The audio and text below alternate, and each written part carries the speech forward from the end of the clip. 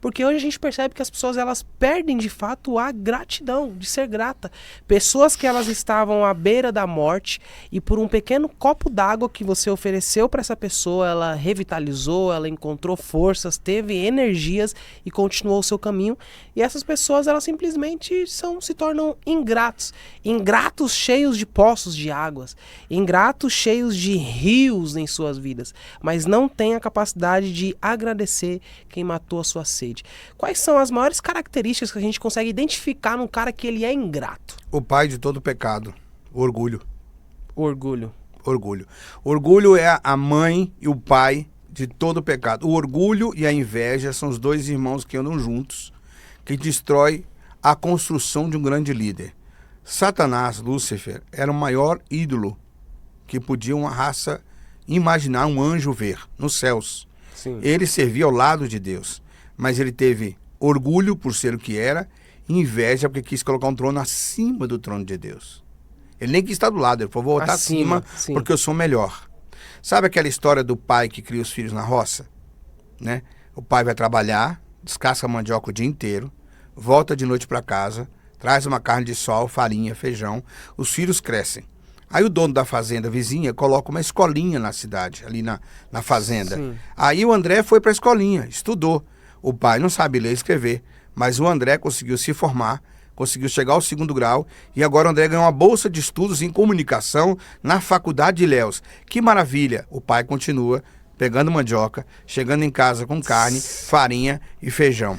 Aí o André chega um dia em casa para comer com a esposa e os filhos, com o cabelo assim todo bem arrumadinho, todo engomado, e o pai continua com as mãos sujas, do mesmo jeito, na mesma mesa. E o André fala, o senhor não sabe nada, o senhor não vale nada, o senhor podia ter sido outra coisa, olha o que o senhor fez. Aí você esquece que você só teve condição de chegar onde chegou, porque tinha a mandioca, a fazenda, a carne. Então, a ingratidão, eu costumo dizer que é como um punhal enferrujado que corta o coração de dentro para fora. De dentro para fora. Porque a ingratidão só tem efeito naquele que tem direito à gratidão. Meu Deus. Porque se eu crio um filho, eu tenho Sim. direito à gratidão. Correto. Se Deus mandou Jesus para morrer por nós, ele tem direito a receber de nós a gratidão. Quando nós somos ingratos e nós sentimos a dor da gratidão, é porque nos foi roubado o direito de ter dado aquilo. E essa pessoa ingrata se torna danhosa, porque ela passa a ser ingrata não só comigo que tem o direito, ela é ingrata com todos. Ela é amarga, ela não é doadora, ela não tem um coração bonificador, ela não tem um coração doador, ela se torna vingativa. E toda pessoa que se torna vingativa é filho do orgulho e da inveja. Toda pessoa que se torna vingativa é filho do orgulho e da inveja. Exatamente, porque ele se acha autossuficiente demais e ele sempre inveja ser maior que alguém e despreza quem é menor que ele, na sua concepção. Um ponto que é muito interessante, apóstolo, é justamente essa questão assim da vingança, né?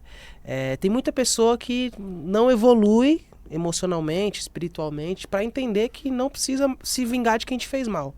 Tem muitas pessoas que justamente elas buscam a vingança. Se uma pessoa, até é normal a gente olhar na internet hoje e ver os memes que as pessoas falam assim, não, se pisar no meu calo eu devolvo de novo, se tentar fazer alguma coisa para mim eu entrego o dobro. Quando a gente traz isso para o contexto do cristão, o cristão, ele tem que se preocupar em se vingar ou não? Deus, ele pode fazer uma vingança pelo ser humano? Só existe um título na Bíblia, André. Um título na Bíblia que é dado a Jesus, que é uma profissão. Só existe um título na Bíblia dado a Jesus que é uma profissão. Qual? Chama-se advogado. Advogado. É o único título de profissão que Jesus tem, chamado advogado. E quando ele diz que ele é o nosso advogado, ele diz, você não tem condição de vingar-se por si próprio.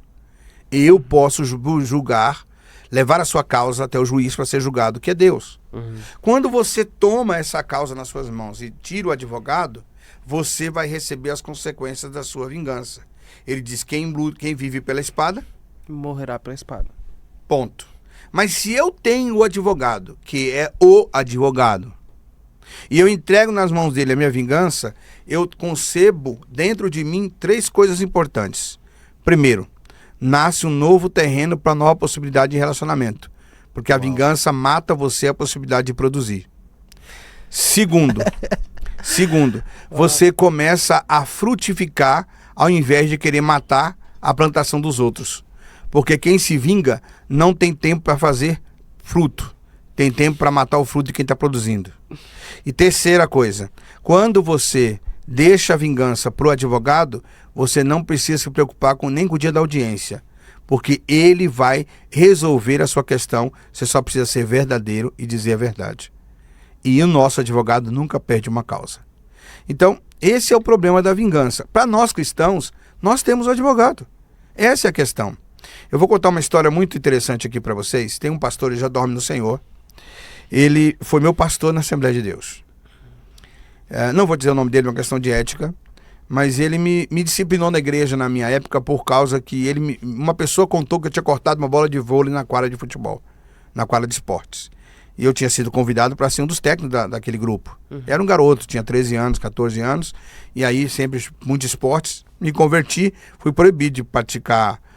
Eu praticava Wing Chun, praticava outras coisas, fui proibido. Esse pastor me proibiu e me botou um dia na frente de toda a igreja e disse: esse garoto, qual é o nome dele mesmo? A cidade inteira sabia meu nome. Eu era líder na igreja, tinha 3 cargos. E aí ele me julgou sobre aquilo porque ele recebeu informação. Eu disse: não, eu não fiz isso. Levantei e falei: se eu tenho que ter medo dos meus irmãos, então o que eu estou fazendo na igreja? Eu era novo convertido. 2 meses depois ele me botou de banco por 2 meses porque eu comprei um tênis. Eu ganhei um tênis de uma pessoa que era um Fahrenheit 1988, eu estou falando. Era um tênis que era todo branco, tinha 2 listras azuis e uma estrelinha. Ele me botou de banco 2 meses lá de fora da igreja, assistindo o culto de oração da grade para fora, não podia entrar. E meus amigos passavam, falavam um monte de coisa para mim. E essa palavra do advogado não saía da minha cabeça. Eu tinha lido isso no livro do Caio Fábio. Eu falei: eu não vou me vingar. Passou um tempo, eu encontrei aquele homem numa situação vexatória. Em uma situação de pecado, de extrema vergonha. Eu poderia ter feito com ele o que eu quisesse naquele momento. O irmão dele queria bater nele, a mulher dele queria chamar os membros da igreja, da diretoria, para contar. Nós pegamos tudo na situação X. Eu disse: vocês não vão fazer nada. Ninguém vai envergonhar ele. Ninguém vai escandalizar a igreja. Nós vamos abafar isso aqui, vamos resolver. Liguei para o pastor presidente, eu era um dos poucos na cidade que tinha telefone. O pastor presidente chegou no outro dia, quando o pastor levou ele para um outro lugar, ele foi disciplinado, passou o tempo dele, foi restaurado. 25 anos depois, esse pastor entra na igreja que eu sou pastor, aqui em São Paulo. É o vídeo mais assistido do meu canal do YouTube, por incrível que pareça. E pregou uma das mensagens mais lindas que eu já vi. E ele disse no púlpito: eu estou aqui hoje porque alguém um dia teve misericórdia de mim. Eu acho que a maior vingança de Jesus é dar a outra face. Dar outra face não é a capacidade de você virar o rosto para alguém bater e fazer papel de idiota. Dar outra face é dizer: você bateu na minha? Trata com Deus para bater na outra, que eu vou caminhar adiante. É isso. Esse ponto de misericórdia aí me lembrou de uma frase: só entende de misericórdia quem um dia precisou dela. Isso, nós íamos conversando no carro, eu e o pastor Ivan, que está aqui hoje, sobre isso. Tem pessoas que estão na igreja e elas eram prostitutas, ladrões, eram tudo que você pode imaginar. Aí a gente trata, limpa, cuida. Quando tem outro na igreja que cometeu um erro, por menor que seja, essa pessoa quer matar a outra. Eu digo: vem cá, mas que evangelho você é? Que tipo de Cristo você serve? Porque tem uma outra coisa também interessante na vingança que a gente acabou falando, que está ali, parede com perdão. Quando você deixa a vingança de lado, para que o senhor advogado julgue a sua causa, você libera o seu coração para não viver carregado. É como o perdão. O perdão não liberta quem é perdoado. O perdão liberta quem perdoou. Porque na hora da ira, todo mundo pode ofender. Todo mundo pode falar bobagem. Mas se você liberar o perdão, é você que é limpo, não é o outro. O perdão de Deus não purifica quem está do lado, purifica quem recebeu.